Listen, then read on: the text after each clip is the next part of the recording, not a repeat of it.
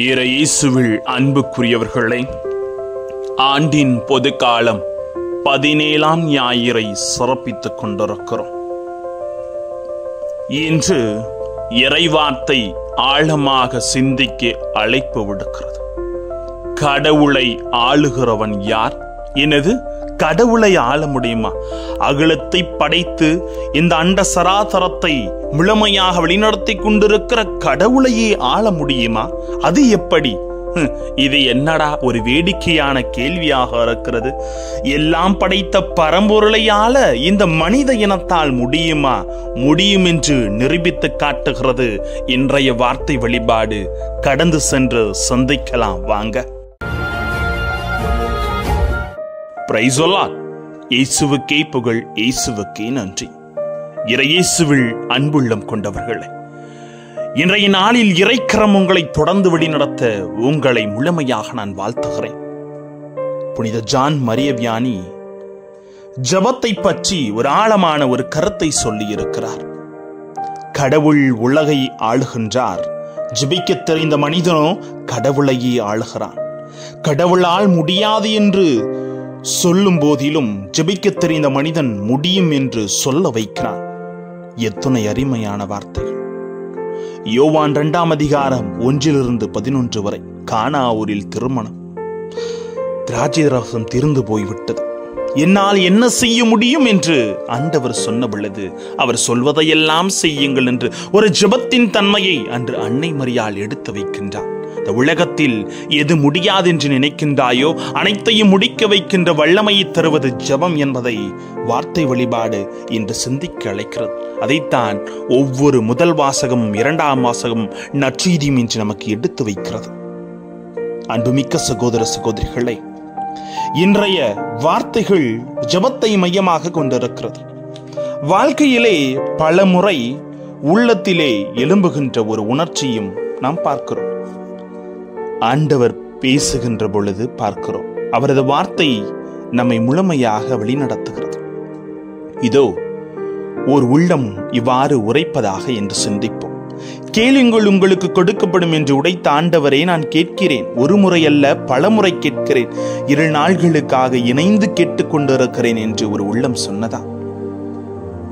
ஒரு நாள் ஒரு சகோதரி என்னிடம் கேட்ட ஒரு கேள்வி என்று உங்களோடு சொல்லுகிறேன். அன்பு தந்தையே, ஆண்டவர் கேட்பதையெல்லாம் தருவதாக சொன்னாரே, நான் கேட்டுக்கொண்டிருக்கிறேன். என் கணவருக்கு குடிப்பழக்கம் நிறைய இருக்கிறது, இன்னும் மாறவில்லை. எனக்கு குழந்தைகள் பிறக்கவில்லை.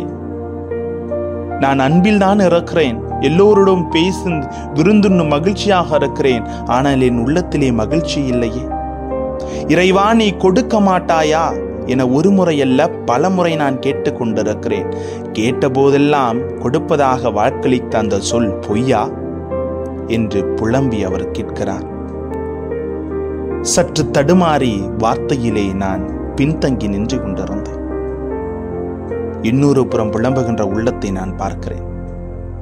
தேடுங்கள் கண்டடைவீர்கள் என்று சொன்னார். ஆம் ஆண்டவரே, நான் தேடுகிறேன். பணத்தை தேடினோம், பதவியை தேடினோம், அந்தஸ்தை தேடினோம், ஆணவத்தை தேடினோம், கௌரவத்தை தேடினோம். ஆனால் அமைதி எங்கே? அமைதி கொடுக்க ஆட்கள் இல்லையா?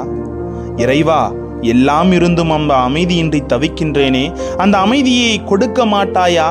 தேடச் சொன்னாய், தேடினேன். ஆனால் வாழ்க்கையில் அமைதியின்றி தவிக்கிறேன். நான் எங்கே போவேன்? தேடி தேடி கிடைக்காத அமைதியை எனக்கு கொடுக்க மாட்டாயா? மறுபுறம் ஒரு குரல் சொன்னதுங்க, நாம் கேட்டு கொண்டுதான் இருக்கிறோம், தட்டுங்கள் திறக்கப்படும் என்று சொன்னாயே. பொய் பேச்சா? எங்களுக்கு புரியவில்லை.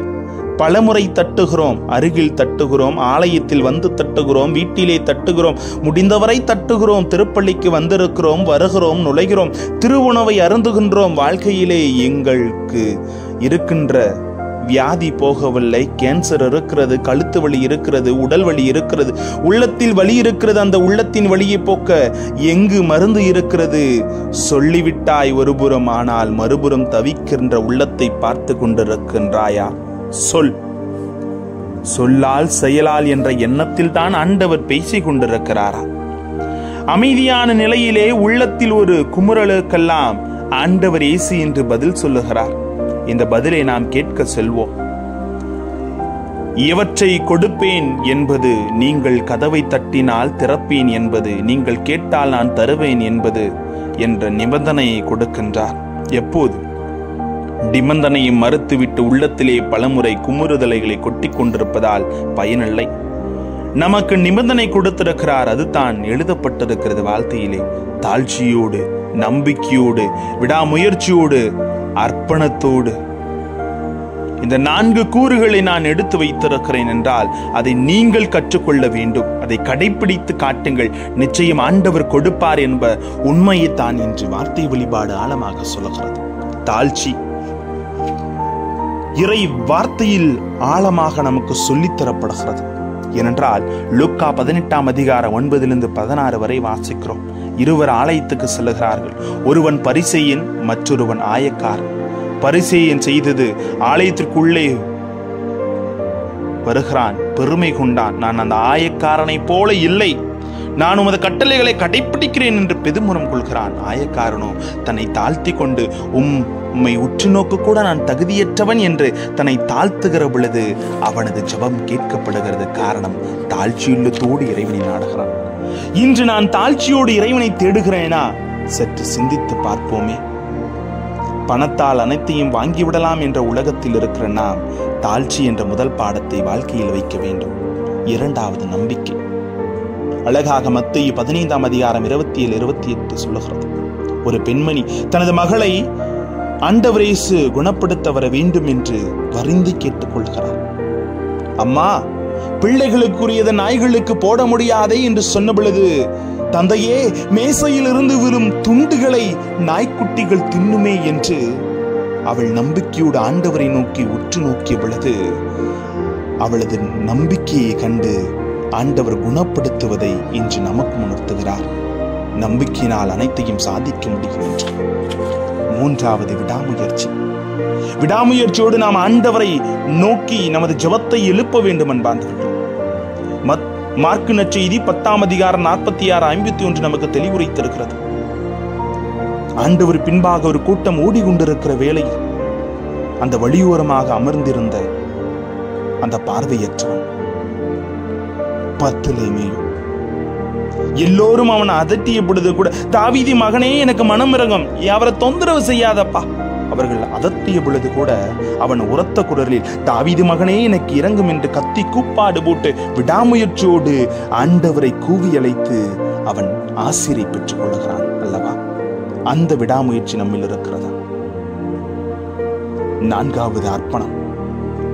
அர்ப்பணம் இது கொஞ்சம் கடினம், ஆனால் ஆண்டவர் எதிர்பார்க்கிறார். நீ கேட்டது கிடைக்கும், நீ தேடுவது கிடைக்கும்.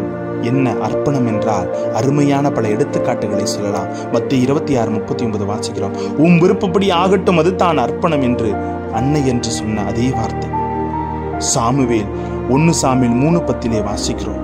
உமது சொற்படியே ஆண்டவரே பேசும், உம் அடியேன் கேட்கிறேன் என்று நம்மையே நாம் இறைவனிடத்திலே ஒப்பு கொடுக்க வேண்டும் என்பார்கள். தன்னையே ஆண்டவரிடத்திலே கொடுத்து விடுவது, நம்பிக்கையோடு, விடாமுயற்சியோடு, தாழ்ச்சியோடு ஆண்டவரிடம் கொடுத்து விடு, அதுதான் ஆண்டவர் உன்னிடம் கேட்கிறார் என்பதை இன்றைய வார்த்தை வழிபாடு தெளிவாக ஜெபத்தின் தன்மை முன்வைத்து சொல்லுகிறது. நம்பிக்கையோடும் தாழ்ச்சியோடும் முழுமுதல் விடாமுயற்சியோடும் அர்ப்பணத்தோடும் நாங்கள் ஜெபிக்கிறோமா? சிந்திப்போம். ஆசி நமக்கு. ஜெபிப்போமா? அன்பு இறைவா, எங்கள் வாழ்க்கையிலே நீர் கற்றுக் கொடுத்த அந்த ஜெப வாழ்வை நாங்கள் இறைவார்த்தையோடு ஒன்றுபட்டு நம்பிக்கையிலும் விடாமுயற்சியிலும் அர்ப்பண உணர்வோடும் தாழ்ச்சியோடும் ஜெபிக்க ஒவ்வொருவருக்கும் கற்றுத்தாரும் ஆண்டவரே. Praise the Lord.